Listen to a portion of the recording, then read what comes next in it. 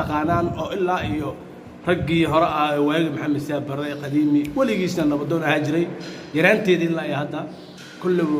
nabadoonka asiga oo wareysiga dhiibi doona maadaama maalmahan baraha bulshada isla marayo nabadoon qalin xilkii waa laga qaaday iyo lagama qaadin bal af joogo looba adeego nabadoonay hay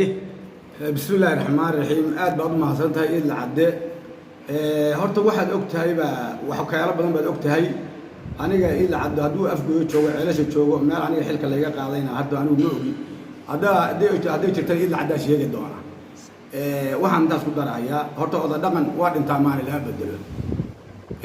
sacadna beesha sacadna waxay leedahay dhaqan odayaashii dhaqankana lama soo xisaabi karo oda jaamacadsiyada odayaashii ka wada horreeyey anigu khaas ahaan magada afgooye iyo ceelasha muddo 30 sanaan ku noolahay odayaal dhaqan baan la soo shaqayn jiray odayga xaaji gata Allah u naxariisto oda baargeela Allah u naxariisto muuse gargarata Allah u naxariisto odayaashaas waa wada dhinteen oda xaaji gata ku xigeenkiisii baan ahaa markuu dhintan xilku ii dhiibay waxay dhaqankii odayaasha beesha saacad adiga waa afgooye iyo ceelasha afgooye waa adiga ceelasha mar dambe asaasantay fadhigii dambana ceelasha lagu dhigay waa la igu doorto waxa la igu daray afgooye la igu daray waxaan ku sheegayaa adoo wariyaha in la cadde aad u mahadsan waxa weeye waxa dadka hadda oo fawdada wada oo siyaasadna aan shaqo ku lahayn dhaqanna shaqo ku lahayn inay ka waantoobaan fawdada sacad fawdo laguma aqoon dad oo xilkasa oo beelaha dhulka oo shabeellaha hoose degan ay u yimaadaan oo ka tala qaataan beesha sacad okay nabadoon xil waa loo dhiibaa marka lagama qaadi karo ma xilka hadii gunta ama tolka isku wada yimaado miyaana duubka laga qaadi karin oo qof kale loo dhiibi karin adoo raalli ah wali aad baad mahadsan tahay dhaqanku waa gooni dhaqanku waxa weeye dhaqanku waa ku dhintaa maana lagama qaado waa mimbar iska taagan jaamacadsiyada asagoo hayuu dhintay xaajigata asagoo hayuu dhintay odayaashii ka wada horreeyay ayagoo hayaan bay dhinteen anu markaan dhinto cidda nabadoon kale waa dooran oo dhaqan waa dooran kartaa laakiin aniga ciimamadii beesha ii saaran hadda weli garabka ii saaran iyo koofidii dadka marka fawdaynayo waxaan leeyahay ka waatooba hala la kala saaro ganacsiga iyo dhaqanka hala kala saaro nimanka ganacsatada oo walaalaheena oo maalku madna lagu janno tagaa madna lagu naar tagaa maalkiina yuusan noqon mid fidna ayad quraan waxay inna ma amwaalukum awlaadukum fitnatu maalkiina fidnaha ka dhiginina saacada isku dirinina maalkiina u tura saacad markuu qaaraan inuu soo doonto bixiya inta kala dhaqanka ka dhaxbaha ganacsiga ninka hadda xamartiin hadda ceelashatiin hadda afgooyatiin anuu hebel melihi dadku waa yaqaanaa laakiin ka dhaxbaha dhaqanka ka dhaxbaha ganacsigana ku ekaada oo ganacsigana markii wax laga baahdo qaaraanka lagu yahay intaas tolka u qaabilsantii laakiin tolka isku dirkiisa iyo fidnadiisa ka dhaxbaha iyo dadka kale ayaguna intaas la ka shaqeynaayo anoo ku hadlayno magaca beesha sacad waxaan leenahay hal la kala saaro siyaasadda iyo dhaqanka guud haddaan la kala saarin waxaa imaanaya dhib aad u fara badan iyo qas iyo wareer ayaa imaanaya waxaa imaanaya inaan cadowga la isaga helin inaan garna isugu imaan goodulu inuu kala baxo dhibaatooyin badan baa imaanaysa ganacsato xad bay leedahay siyaasiguna xad buu leeyahay oda dhaqaneedkuna xad buu leeyahay haddii la waayo waxaa dhalanaysa inay noqoto meesha goob lagu kala tegay waxaan leeyahay anuu magaca ku hadlahayo war walaalayaalo dhaqankuna dhaqana loo daayo siyaasigana siyaasa loo daayo ganacsigana ganacsiga loo daayo midnimadii aan lahaa jirnay oo ka soo bilaabatay nuur oo 83 qodob hayna oo ku dhaqma jirno saacad ku dhaqma jirana hal loo daayo salada wassalaamu calaykum waraxmatullaahi الرحمن الرحيم والحمد لله والصلاة والسلام على رسول الله صلى الله عليه وسلم magacayga waxaa la yidhaha xasan cabdi nuur waxaan ka mid ahaa odayaasha dhaqanka ama dadka shacabka ah oo dhaqanka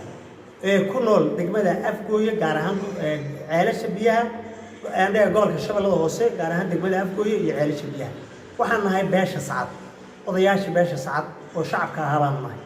waxaan maanta rabnaa inaan halkan ku caddayno fadhiga yagaan waan badan nahay waxaan ku caddaynaynaa fadhiga yagaan dadka muslimka oo beelaha Soomaaliyeed waxay leeyihiin dhaqan iyo aslaax waxay leeyihiin oday iyo duub odayga dhaqanku wuxuu ka shaqeeyaa islaaxa iyo wanaagga masaalaxdaha reerka duubtay iyo reeraha kale oo ummadda Soomaaliyeed oo darsi wanaagga waa wax sharciga islaamkuna waafaqsan aan khilaaf dhaki jirin annagu haddaan nahay gobolka shabeellada hoose qaasatan labada degmo aan hadda carabka ku dhuftay dadka ku nool muddo 15 sano waxaan lahayn duub dhaqan oo oday ah nin qarsoon ma aha waxaa leeyahay maxamed cali yare qalinle maxamed cali yare la yiraahdaa qalinle la yiraahdaa ahay anuu maxaa cali yare ee nabadoonka waasaas waxaa cali tiiriyey ahay waxaa cali tiiriyey waxaan leenahay odagaas 15 sano dhaqanka gobolka Shabeelle Hoose khaasatan labada degmo afgooye ceelasha biyaa isaga nabadoonka ah waan u duubanay raalli baan ku ahayn wuxuu ahaa nin u qalma haddii la bedelayo odayaashu wada dhaqanku waxa weeyaa waa dhaqan soo jireena haddaan nahay beesha sacad ilaa mudug ilaa muqdisho ilaa meel kasta dalka dibadda aan joogno aslaax iyo dhaqanku waa mid heshiis lagu yahay iyo oday la duubta waa soo jireen go'aankaas sida odayga iga horreysay nabadoonku sheegay